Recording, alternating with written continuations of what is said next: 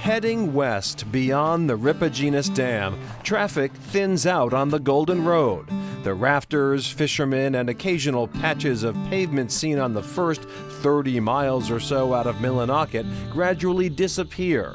Out here, the Golden Road becomes straighter, more austere, its utilitarian purpose as a logging road evident. A dusty replacement for the legendary river drives of yore. Yeah, they shot the horse out from underneath us with the Golden Road, but put a whole lot of people out of work. Chuck Harris and Jeff Vail are among the few who remember how things used to be up here in the woods. Both worked on the last river drives in the mid-70s. Once they started trucking on the Golden Road, the drive ended, everything got lost and nobody seemed to care about it, saving the history. But they care, and that's why the Chesuncook Boom House is now a registered historic site and nonprofit museum. Harris has spent years collecting artifacts that reflect a way of life now gone and a world he once knew. All the old timers that taught me and I work with are all gone. They've all passed on. The Boom House was a boarding house for the river drivers. For hundreds of years, floating timber down the rivers was the only way to get wood to the mills. It was an almost unimaginably difficult and dangerous job. But it was fun, adventurous, I guess. I thought it was as a young fellow, so I stayed with it. Today, the museum is open in the summertime. It's called a hook pole. See the corkscrew hook in the end of it? If you're lucky, Chuck Harris will be around to share some first-hand pointers on river driving. As it is, a distant time and place in the North Maine woods is alive and well here on this point overlooking Chesuncook Lake. Truly a labor of love. So we're trying to save it, and it's a tribute to many men that worked these drives that couldn't tell the story. Our next stop requires the traveler to pass through another checkpoint, this one unmanned, connected by satellite phone to North Maine Woods headquarters in Ashland, Maine, more than 100 miles away. Well, we came through Caribou several hours ago, and now we're leaving through Seboomook.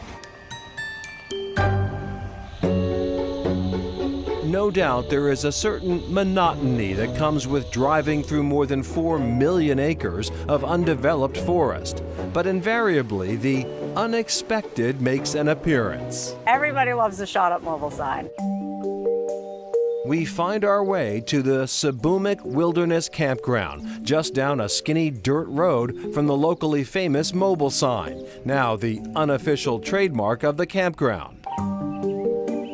Owners Whitney Gray and Norman Lewis are self-admittedly an odd couple. He, a retired game warden, she, a practicing Buddhist. I'm the vegetarian, and Norman's idea of cooking is to put a deer steak on a stick and wave it over the fire a couple times, so we are completely opposite.